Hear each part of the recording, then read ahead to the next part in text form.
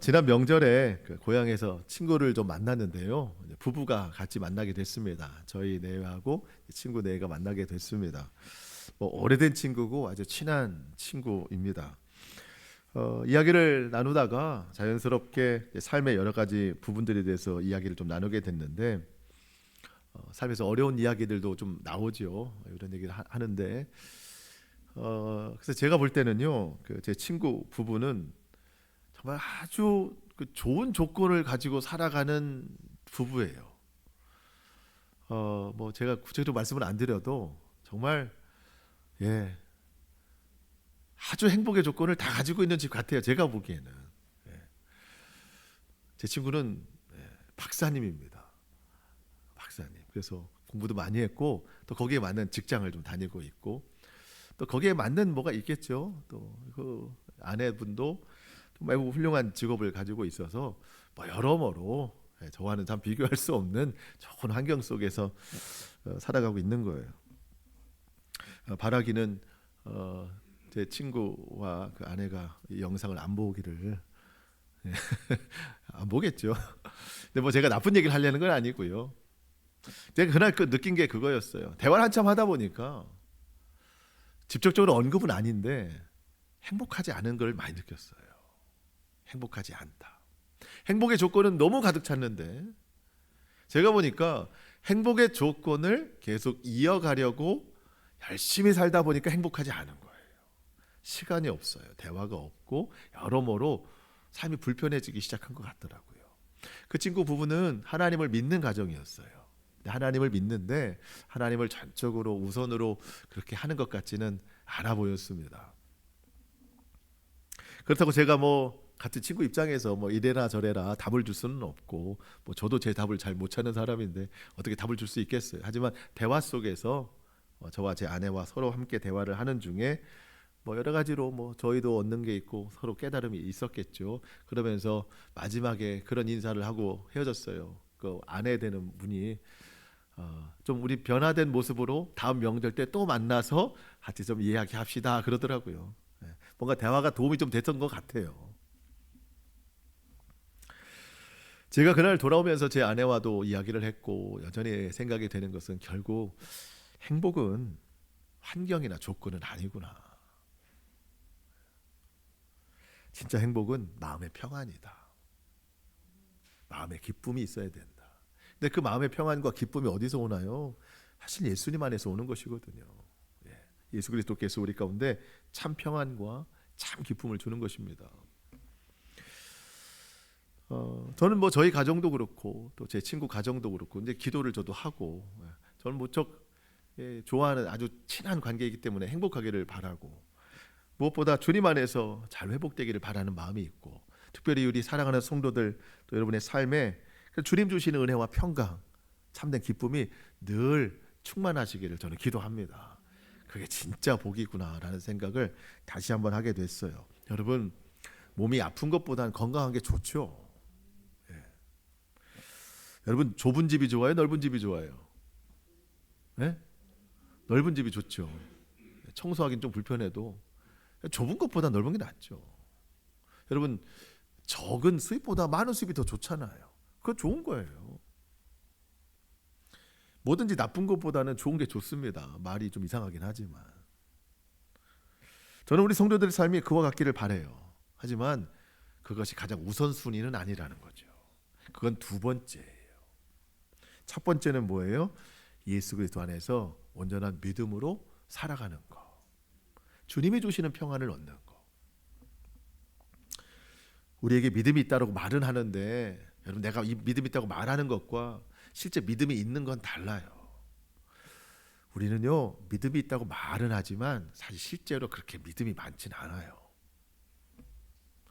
내가 정말 믿음이 있는가? 그 믿음은 어떤 믿음인가? 오늘 성경에 예수님이 말씀하시는 거듭난 믿음, 정말 그 믿음이 내게 있는가? 여러분 참된 믿음은요 믿음으로 삶을 열어나가는 건데 이게 좀 무슨 뜻인가 생각이 될 때 제가 반대의 경우를 말씀드리면 이해가 쉬울 것 같아요. 뭐냐면 우리는 보통 믿음이라고 한다면 뭐를 생각하냐면 전혀 믿음 없이 그냥 출발해요. 하루도 출발하고 일도 출발해요. 그러다가 어려움을 만나면 그때 믿음을 꺼내요. 어려움을 만나면. 살다가 몸이 아프면 그때 믿음이 나오고, 살다가 물질적으로 힘들면 그때 믿음이 나오고, 관계적으로 어려움이 있고 자녀들에 대한 어려움이 있으면 그때 믿음이라는 꺼내서 그때 기도하기 시작해요. 그럼 그 믿음은 뭐예요? 문제 해결이에요. 그때는 그냥 해답밖에 안 되는 거예요. 그러다가 그런 일들이 잘 마무리가 되면, 은혜로 마무리가 되면, 자, 믿음은 또 한쪽에 치워놓고 그냥 믿음 없이 살아가다가 또 어려움을 만나면 믿음이라는 걸 꺼내죠. 이게 보통 우리가 생각하는 믿음이라는 건데, 그것도 믿음은 맞아요. 근데 그런 믿음이 있고, 처음 출발할 때부터 믿음을 가지고 출발하는 사람이 있어요. 처음부터 믿음을 장착해서 출발을 해요. 그럼 그 사람도 살다 보면 어려움을 만나죠. 어려움을 만나면 그 문제 해결을 위해서 주님을 찾는 것이 아니라, 이 어려움이 하나님께서 나에게 뭘 깨닫게 하시는 걸까? 하나님의 뜻을 묻기 시작해요. 그 사람은 그냥 믿음으로 시작했기 때문에. 자, 뜻을 물었어요. 하나님 앞에 물어봤어요. 그럼 하나님은 대답을 해주실까 안 해주실까요? 해주시죠. 하나님은 반드시 대답해 주시는 분이십니다. 그러니까 말씀을 두세요. 뭐라고? 오늘도 성경 말씀을 통해 하나님이 여러분에게 말씀을 주실 거예요. 그러면 내가 들어요. 아, 하나님이 이렇게 하라는 뜻이구나. 그러면 순종하기 시작하는 거죠. 그럼 하나님께서는 우리의 그 순종하는 걸 보고 놀랍게 역사하십니다. 하나님은 순종을 가장 기뻐하세요. 믿음이라는 게 그런 것이 아닌가. 이것이 하나님이 기뻐하는 믿음이고 참된 믿음이라는 거죠. 오늘 우리가 말씀을 통해서 우리가 정말 참된 믿음, 오늘 성경이 말씀하는 거듭난 믿음으로 다시 한번 변화되고 또 결단을 이루는 시간이 되기를 바랍니다. 오늘 성경에 보니까 한 사람이 예수님을 찾아가는데요, 제가 오늘 서론으로 말씀드린 걸 이어가자면 행복의 조건을 다 가진 사람이에요. 행복의 조건을 다 가진 사람이에요. 근데 그가 왜 예수님 앞에 나갔을까요? 행복하지 않기 때문입니다. 어떤 이유로 나갔을까? 그럼 꼭 그 사람은 어떤 조건을 가진 사람이었을까? 1절을 보시면, 그런데 바리새인 중에 니고데모라 하는 사람이 있으니 유대인의 지도자라. 이름은 니고데모예요. 바리새인입니다. 유대인의 지도자라. 여기서 말하는 유대인의 지도자는 유대인 이스라엘에서 가장 최고의 의결기관, 우리나라로 말하면 거의 뭐 국회, 그러니까 국회의원쯤 되는 사람이에요. 유대인의 지도자. 여러분, 이 설명 하나로 이 사람이 어떤 조건과 어떤 환경에 살아가는지 우리는 다 알 수 있어요. 높은 권력이 있어요. 또 그만큼 부유함도 있겠죠. 사람이 우러러 봅니다. 칭찬을 받는 사람이에요. 바리새인이잖아요. 바리새인은 사람들이 뭐 높여보는 사람이고, 또 10절에 보니까 예수님이 이 니고데모에게 너는 이스라엘의 선생 아니냐, 랍비예요. 사람들이 얼마나 존경하겠어요. 그러니까 사람들로부터 존경받고 여러 가지 조건으로는 행복할 수밖에 없는 그런 사람이에요. 모든 조건을 다 가진 사람이에요. 그런 사람이 예수님 앞에 나왔습니다. 부족한 게 있어요. 사람들의 눈을 인식해서 밤에 찾아왔습니다. 뭔가 물어보고 싶은 말이 있었는데 직접적인 질문은 피하고 마음에 이제 다른 돌려서 말하는 거죠. 돌려서 말합니다. 2절 보니까 그가 밤에 예수께 와서 이르되 랍비여 우리가 당신은 하나님께로부터 오신 선생인 줄 아나이다. 하나님이 함께 하시지 아니하시면 당신이 행하시는 이 표적을 아무도 할 수 없음이니이다.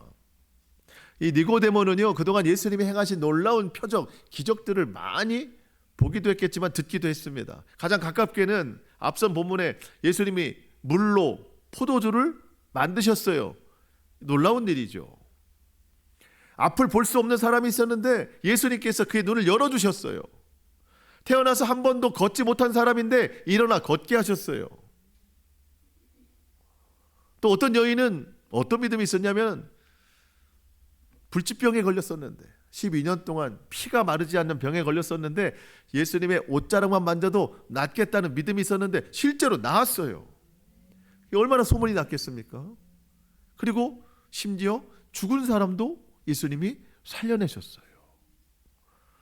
니고데모가 그 소문을 듣고 야, 이건 사람이 할 수 있는 일이 아니다. 하나님이 보내신 사람이 아니면, 하나님이 보내신 이가 아니면 이런 능력은 나타날 수가 없다. 자기 동료들, 바리새인들, 산에 들린 공회의 사람들은 예수님께서 행하신 표적을 보고 시기 질투를 했어요. 왜냐하면 사람들이 자기들을 우러러봐야 되는데 다 예수님께 쫓아가거든요. 그러니까 그 시기심이 나서 어떻게 하면 예수를 잡아서 죽일까, 늘 그것만, 방법만 생각하는 사람들이 있었는데, 이 니고데모는 오히려 예수님 앞에 나와서 자신은 어떻게 하면 구원받을 수 있습니까? 이 질문을 하는 거예요.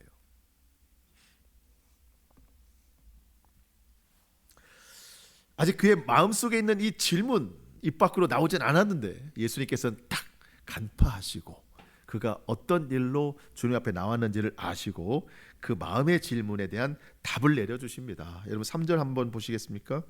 3절 우리 같이 읽겠습니다. 시작. 예수께서 대답하여 이르시되 진실로 진실로 내게 이르노니 사람이 거듭나지 아니하면 하나님의 나라를 볼 수 없느니라. 아멘. 예수님께서 딱 아시죠? 그 마음속에 무엇이 있는지. 앞서 2장 25절 맨 끝에도 주님은 각 사람의 마음을 아신다. 왜 나왔는지를 주님은 아십니다. 구원에 대한 갈급함이 있구나. 사람이 거듭나지 아니하면 하나님의 나라를 볼 수 없다. 자, 거듭나다. 여러분 오늘 이 거듭나다라는 단어의 의미를 우리가 오늘 정확히 좀 하고 넘어갔으면 좋겠어요. 여러분 우리 거듭났잖아요. 근데 한번 설명을 해보자고 하면 사실 어려워요. 거듭난 게 뭔가. 거듭나야 가는 나라, 하나님 나라 찬송도 부르는데 도대체 거듭나는 게 뭔가. 이 거듭난다라고 하는 것은요, 그 원어적 의미로 몇 가지 뜻이 있는데 이 의미를 다 종합해서 해보자면 이렇게 됩니다. 위로부터 다시 새롭게 태어나다. 자, 위로부터 다시 새롭게 태어나다. 시작. 네. 넋놓고 있다가 갑자기 모르실 수도 있는데 이거는 우리가 좀 외웠으면 좋겠어요. 위로부터 다시 새롭게 태어나다. 자, 위로부터면 누구예요? 하나님으로부터예요. 하나님으로부터 다시 새롭게, 다시 새롭게. 자, 여러분 작년 연말에 새해에는 내가 결단을 해서 뭘 해보겠다 하는 결심들이 있으셨어요? 제일 많이 하는 게 뭐예요? 살 빼는 거잖아요. 예, 살 빼는 거. 이뻐지겠다, 멋있어지겠다. 며칠 가요? 3일이나 가요? 예, 많이 가셨네. 예, 다이어트가 아니고 다이트 하잖아요. 먹잖아요. 예, 그게 이제 완전히 바뀌어요. 실패를 한단 말이죠. 실패를 해요. 그래서 우리가 다시 결심하잖아요. 다시 새롭게 하겠다. 왜? 실패했기 때문에. 거듭난다는 건 이전의 인생이 뭐 했다는 거예요? 실패했다는 거예요. 실패했다는 거예요. 자, 위로부터 다시 해야 돼요. 그러면 이전의 삶은 어디서 실패한 거예요? 땅에서 실패한 거예요. 땅에서 실패했기 때문에 다시 새롭게 태어나겠다는 겁니다. 그게 거듭남이에요. 여러분 거듭나기 전에 사람의 인생은요, 죄의 지배를 받았어요. 땅에서 마귀의 지배를 받았어요. 마귀의 지배를 받아서 죄와 욕심으로 살아가는 그 삶은 하나님이 처음 만드신 삶과는 전혀 반대예요. 그러니까 실패했어요 우리가. 근데 그 실패가 처음 만드신 그 상태로 살아갔으면 괜찮은데, 하나님이 창조하신 대로 살아갔으면 괜찮은데 그 중간에 죄라는 게 끼어가지고 그 죄의 도구로 마귀가 우리를 실패하게 만든 거예요. 하나님이 우리를 만드실 때, 남자를 먼저 만드실 때 흙으로 사람을 빚으시고 그 코에 생기를 불어넣으셔서 생명이 되었다. 사람이 되었다. 물론 여자는 다른 재료로 만드셨지만 똑같아요. 성부, 성자, 성령, 삼일체 하나님께서 창세기에 보면은 우리의 형상대로 사람을 만들자. 그것은 외형적인 게 아니고 마음이에요. 우리의 마음과 같이 우리의 마음을 서로 통할 수 있는 그 생명체를 만들자. 그게 사람이에요. 하나님이 처음 만드신 사람은 하나님과 같은 마음이었어요. 하나님과 같은 뜻이었어요. 하나님이 기뻐하시는 것을 우리도 같이 기뻐하고, 하나님이 선하다 하시는 것을 우리도 선하다고 생각했어요. 하나님이 악하다고 생각하는 건 우리 똑같이 악하게 보는 거였어요. 하나님의 눈이 우리의 눈이고 하나님의 마음이 우리의 마음이었어요. 근데 그 형상을 빼앗겼단 말이죠. 마귀에게. 죄 때문에. 이제는 하나님이 기뻐하시는 것을 우리 기뻐하지 않아요. 내가 기뻐하는 것만 해요. 하나님이 선하다고 하시는 것을 우리 선하다고 말하지 않아요. 오히려 내가 원하는 욕심이 선하다고 말하는 거예요. 하나님이 하라 하는 건 하지 않아요. 하지 말라는 것만 또 해요. 왜? 처음 형상을 빼앗겼기 때문에. 실패한 인생이었어요.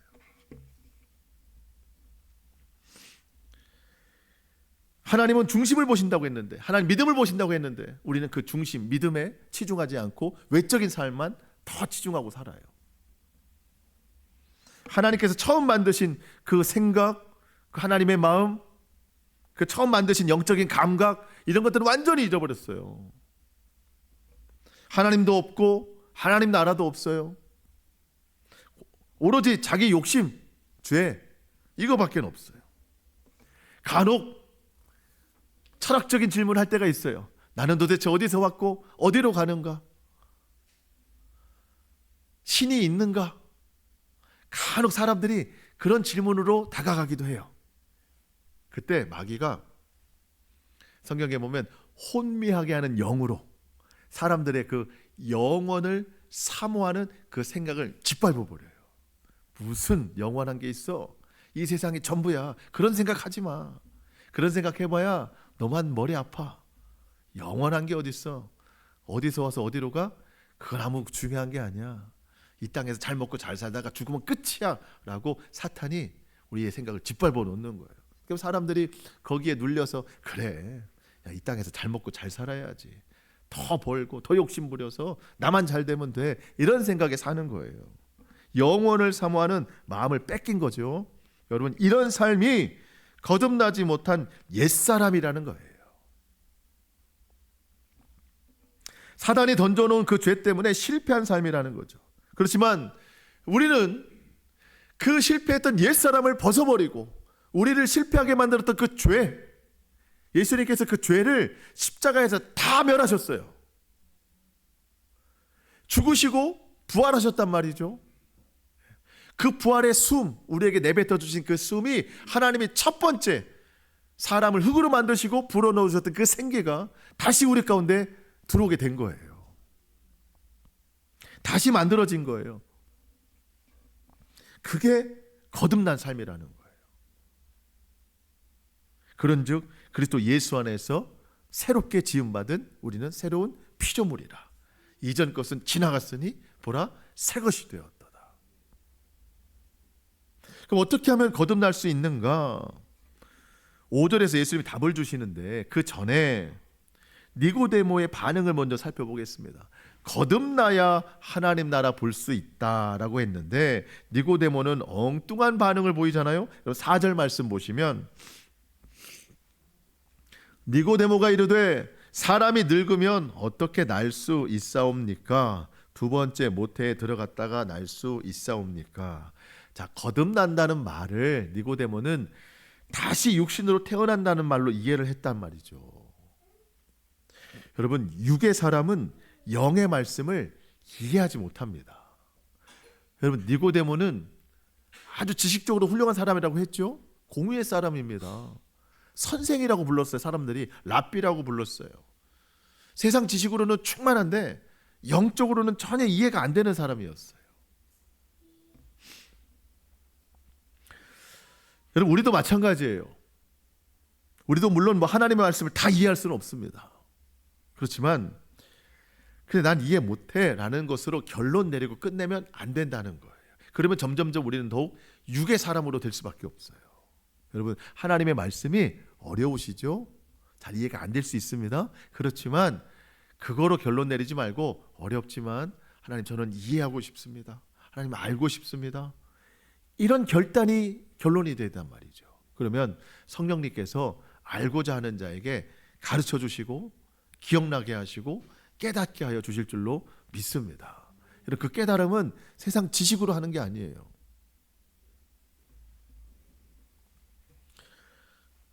여러분, 뭐 세상에 좋은 학문을 가진 사람들이 많아도 성경을 그냥 믿음 없이 지식으로 깨달으려고 하면 전혀 이해하지 못합니다. 뭐 과거에 저도 어렸을 때 교회를 다니다 보면은 정말 배움이 하나도 없는 할머니 권사님들이 얼마나 그렇게 성경을 잘 알고 찾는지. 그리고 찬송가도 글자를 모르니까 보고 부르는 게 아니라 외워서 불러요. 음악이라는 걸 배워본 적도 없고 옛날 찬송가는 음표도 없어요. 심지어 가로로 되어 있는 것들은 세로로 되어 있어요. 그런데도 은혜를 따라서 그 찬양을 계속 부르는 거죠. 여러분, 그게 성령으로 깨닫게 되는 사람의 증거라는 겁니다. 성령으로. 세상 지식으로 깨닫는 게 아니에요.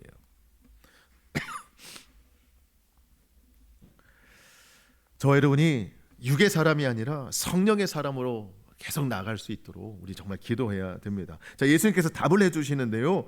저는 5절, 6절, 7절이 매우 중요하다고 생각이 되는데 한번 좀 같이 읽겠습니다. 5절로 7절입니다. 시작. 예수께서 대답하시되 진실로 진실로 내게 이르노니 사람이 물과 성령으로 나지 아니하면 하나님의 나라에 들어갈 수 없느니라. 육으로 난 것은 육이요 영으로 난 것은 영이니 내가 내게 거듭나야 하겠다 하는 말을 놀랍게 여기지 말라. 어떻게 거듭날 수 있는가? 사람이 물과 성령으로 나지 아니하면 하나님의 나라에 들어갈 수 없다. 물과 성령, 물세례, 성령 세례로 이해할 수 있는데 언어적으로 보면은요, 물과 성령을 하나로 이야기합니다. 자, 물 곧 성령으로 나지 아니하면 들어갈 수 없다. 물 곧 성령으로 나지 않으면 들어갈 수 없다. 그래서 물은 어떤 그 의미를 상징하고 성령은 그걸 행하시는 분입니다. 자, 물. 제가 뭐 설교 시간에 이제 물을 마시기도 하지만 성경에서 물은 본래 씻는 목적이 많잖아요. 정결례로서 씻는 목적. 물은 씻는 것, 깨끗하게 하는 것입니다. 그 일을 주체 누가 하시는가? 성령이 하신다는 거예요. 물 곧 성령. 다른 말로 성령이 아니고서는 우리를 깨끗게 하실 분이 없다라는 뜻입니다. 육으로 난 것은 육이요 영으로 난 것은 영이니 육신의 방법으로는 절대로 하나님 나라에 들어갈 수 없다는 겁니다. 여러분, 육신의 조건이 아무리 좋고 화려해도 아무리 스펙이 좋아도 오늘 지금 니고데모가 그렇잖아요. 이보다 좋은 스펙이 없어요. 그렇지만 그것으로는 하나님의 나라를 볼 수 없다. 영으로서 다시 새롭게 태어난 사람만이 하나님의 나라를 볼 수 있고 살아갈 수 있고 들어갈 수 있다는 겁니다.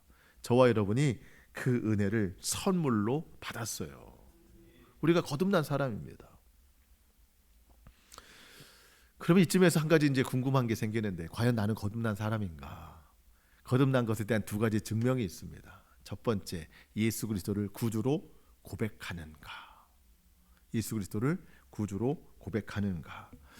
예수님을 예배하는 사람들 중에 고백하지 않는 사람이 있나? 있을 수 있어요. 있을 수 있습니다. 아직 믿음이 거기까지 잘하지 않은 분들도 있고 소위 끌려 나온 분들도 그럴 수도 있습니다. 그렇지만 괜찮아요. 이제 성령님께서 그 입술에 예수 그리스도를 구주로 고백하게 하는 사건이 일어나기 때문입니다. 성경 말씀을 한번 보시면 고린도전서 12장 3절입니다. 같이 한번 읽어볼까요? 시작. 그러므로 내가 너희에게 알리노니 하나님의 영으로 말하는 자는 누구든지 예수를 저주할 자라 하지 아니하고 또 성령으로 아니하고는 누구든지 예수를 주시라 할 수 없느니라. 여러분, 육의 사람은요 예수님을 주라고 고백하지 않습니다. 성령의 사람만이 예수님을 주라고 고백하는 거예요. 여러분, 예수님이 주님이십니까? 네, 그러면 우리 성령의 사람인 거예요. 이게 억지로 되는 게 아니에요. 제가 그 침상 세례도 몇 번 드렸었거든요. 그러니까 안 믿던 분인데 정말 죽음 앞에서 가족의 요청으로 가서 복음을 전하고 세례를 받으시겠습니까 하는데 정말 두 부류예요. 그 순간 아멘 하는 분이 있어요. 근데 끝까지 자기 몸이 고통스러워도 거부하는 분들도 계십니다. 그게 자연스럽게 되는 게 아니에요. 성령이 우리를 그렇게 말하게 하시는 거예요. 또 한 가지, 나는 성령으로 거듭난 사람인가, 한 가지 더 큰 증명이 있다면 나의 변화된 삶이라는 겁니다. 변화된 삶. 성령이 내 안에 거하셔서 예수 그리스도를 구주라고 고백할 수 있게 한다면, 이런 그 주님이 나의 주님이시면 나는 주님의 주인의 말씀에 순종하면서 살아가는 게 맞잖아요. 그럼 나는 그 순종 가운데 얼마나 변화된 삶을 살아가고 있는가. 자, 예수님은 이것을 바람으로 비유하시는데 마지막 8절인데요. 바람이 임의로 불매 내가 그 소리는 들어도 어디서 와서 어디로 가는지 알지 못하나니 성령으로 난 사람도 다 그러하니라. 자, 여러분, 우리 바람을 느끼잖아요. 아, 오늘 바람이 좀 부는구나. 바람이 좀 잔잔하게 부는구나. 아니면 어제보다는 좀 세게 부는구나. 아니면 막 날아갈 정도로 막 강하게 부는구나. 이런 바람의 정도를 알잖아요. 근데 여러분, 바람이 어디서 와서 어디로 가는지 아세요? 우린 몰라요. 그건 몰라요. 느껴지는 것만 알지 출처와 목적지는 몰라요. 어제도 안전 문자가 계속 오더라고요. 강풍 주의하라고. 어제 기준으로, 그러니까 오늘 밤과 내일 사이에 강풍이 예상되오니 모든 시설물에 각별히 주의하시기 바랍니다. 이러면서 여러 가지 내용들이 경기도청에서도 오고 어디서도 오고 시흥시에서도 오고 막 이렇게 많이 오더라고요. 잔잔한 바람은 괜찮지만 여러분, 강풍이 오면은요 피해를 입히기도 하잖아요. 근데 밤사이에 그런 일은 없었던 것 같은데, 만약에 정말 강풍이 불었을 때 다음날 뉴스에 막 나오잖아요. 간판이 떨어지고 나무가 뽑히고 다리가 어떻게 되고 이런 이야기들이 막 나오잖아요. 피해 사건들이. 성령의 행하심도 그렇다는 거예요. 우리는 성령님이 어디서 와서 어디로 가시는지 알지 못해요. 내 속에 계시다고 믿긴 하지만 어떻게 역사하시는지는 몰라요. 증거가 없잖아요. 근데 성령님이 역사하시는 것을 우리가 어떻게 아는가? 결과로서 아는데, 그 결과가 뭐냐? 나의 변화로서 안다는 거예요. 나의 변화. 옛사람을 벗어버렸어요. 난 거듭났어요. 이제는 하나님이 기뻐하시는 걸 나도 기뻐해요. 하나님이 하라고 하는 일을 나도 해요. 하나님이 하지 말라는 건 안 해요. 이게 삶으로 결과로 나타내야 된다는 거예요. 옛사람으로 살 때는요, 내가 제일 중요했어요. 나는 나를 위해서 살았어요. 욕심이었어요. 죄였어요. 근데 성령으로 거듭난 사람은 내가 제일 중요하지 않고 하나님이 제일 중요한 분이에요. 그리고 하나님의 말씀이 중요해요. 하나님의 말씀은 이웃을 사랑하라는 거였어요. 예전에 나만 사랑했는데 이제는 이웃을 사랑해요. 가정을 사랑해요. 사람들을 주의 사랑으로 품고 사랑합니다. 복음서에 나타난 제자들의 행동과 사도행전의 제자들이 너무 다르잖아요. 여러분, 복음서의 제자들 보면은요, 쉽게 말하면 예수님으로 인해서 한몫 잡고 싶은 생각들이 많았어요. 예수님이 이스라엘의 왕으로 오신다. 왕의 자리가 올라가면 그 우편과 좌편에 우리가 앉아야 되겠다. 어떤 제자 어머니는 예수님 앞에 가가지고 내 아들 둘을 좀 오른편 왼편에 좀 앉혀주십시오, 이랬단 말이죠. 만약 그 두 사람만 그런 욕심이 있었다면 성경에 다른 제자들이 시기하여 다투니라라는 단어가 없었을 거예요. 모든 제자들이 다 그 자리를 탐내고 있었어요. 예수님을 따라다니는 목적이 하늘의 것이 아니라 이 땅에서 성공하고 잘 되는 목적으로 따라다녔단 말이죠. 중심이 다 자기 자신이었어요. 나중에 예수님 붙잡혀 가는데 자기만 살겠다고 다 도망갔어요. 자기만 살겠다고. 중심이 다 자기 자신에게 있었어요. 여러분, 사도행전에 가보면 예수님께서 하늘로 승천하시면서 내가 너에게 약속한 것을 예루살렘에서 기다려라. 그 약속하신 게 누구예요? 성령님이십니다. 예수님께서 승천하시고 올라가신 후 50일 동안, 그래서 오순절이에요. 오순절날 성령이 강력하게 임했어요. 각 사람에게 성령이 충만하게 임했습니다. 그 뒤로 완전히 바뀌었어요. 예전에는 자기 중심으로 살았던 제자들이 사도가 되어서 모든 것을 주님 말씀대로 살아가도록 변화됐단 말이죠.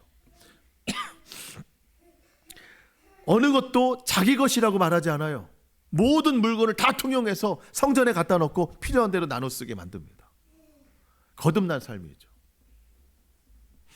예전에는 예수님 붙잡아갔던 사람들이 있을 때 다 도망갔는데 이제는 그 사람들이 오면 더 당당해졌어요. 왜? 예수를 위해 살기로 결단했으니까. 이게 거듭난 삶이라는, 변화된 삶이라는 거죠. 여러분, 나는 성령으로 거듭난 사람인가? 주님의 은혜로 구원은 받았는데 여전히 거듭난 은혜로 내가 변화된 삶을 살아가고 있는가? 내 입술로는 예수 그리스도를 구주라고 고백하며 살아가는데 그 고백에 합당한 삶을 살아내고 있는가? 여러분, 성령님을 바람에 비유하잖아요. 강풍이 분다는 거예요. 여러분, 성령님은 강풍이에요. 사도행전 1장 8절, 오직 성령이 너에게 임하시면 너희가 뭘 받아요? 권능을 받아요. 강한 바람보다 더 센 권능을 받아서 예루살렘과 온 유대와 사마리아와 땅끝까지 이르러 예수님의 증인이 되는 삶을 살아가는 겁니다. 여러분, 조금 거센 정도가 아니고 권능, 강풍이에요. 강풍. 내 삶에 강한 변화가 일어난다는 거죠. 이제는 내 중심으로 살아가던 옛사람이 죽었어요. 여러분, 하나님께서 중심이 되십니다. 이웃사랑을 중심으로 변화된 삶을 살아가고 있는 거예요. 제가 어제 안전문자 많이 받았다고 했잖아요. 여러분, 우리가 성령의 바람으로 강력하게 변화를 이루고 나아가면은요, 사탄이 자기 쫄개 귀신들에게 안전문자 보낸다니까요. 사탄이. 사탄은 대장이고 이제 귀신들이 쫄개인데 안전문자 보내가지고 목관강림교회 성도들이 성령의 강풍으로 변화되고 있으니 귀신들은 유의하시기 바랍니다. 이런 이제 귀신 문자가 이제 배포가 된다니까요. 여러분, 우리가 성령으로 변화된 것은요, 성령님이 우리를 증거하시기도 하시지만 마귀들도 증거해 준다니까요. 그 사람들 조심해야 돼. 아주 강풍이야 그 사람들. 그 사람들 얼마나 변화됐는지 몰라. 거기에 조심해. 거기 가지 마. 변화 안 되는 사람들만 가서 하지. 그 사람들 아주 위험한 사람들이야. 여러분, 이런 문자가 좀 많이 좀 쏟아졌으면 좋겠습니다. 변화돼야 돼요. 성령으로 거듭난 사람은 변화를 이루는 사람이에요. 여러분, 변화되기를 멈추지 마시고 나의 변화를 위해 살아가시기 바랍니다. 대부분 우리의 변화는 뭘 얘기하는 줄 아세요? 환경의 변화를 자꾸 얘기해요. 다른 사람의 변화를 얘기한단 말이죠. 이거는 세상 종교예요. 세상 종교, 세상 미신은요, 여러분 점찍가 봐요. 당신이 변화돼야 돼, 이런 말을 하는 전문 점쟁이가 없어요. 그러려면 왜 거기 가요? 뭐를 해서 부적을 그 베개 밑에 붙여놔, 그럼 그 사람 변할 거야. 다 그 사람 변하는 거예요. 다. 뭐 사업장 위에다 북어대가리 덜어놓고 뭐 실 해놓고 해봐, 그 사업장이 다 변할 거야. 다 환경의 변화를 얘기하지 그 사람 보고 변하는 사람은 없어요. 근데 기독교만, 예수님만 나보고 변하라는 거죠. 그게 거듭난 삶이니까. 그게 핵심이니까. 여러분, 지금도 마음속에 그 사람 변해야 돼. 그 사람이 잘해야 내가 잘하지. 우리 집이 바뀌어야지. 환경이 좋아야 내가 행복하지. 여러분, 아직도 그러고 있다면 여러분, 거듭남을 체크해 보세요. 내 진짜 거듭난 사람인가? 내가 변하는 거예요. 성령이 권능으로 우리를 변화시켜 주시는 거예요. 예. 마지막 두 가지만 우리가 노력하고 살아야 된다는 걸 말씀드리는데, 첫 번째, 기도입니다. 뭘 기도해야 돼요? 성령의 충만함을 주시옵소서.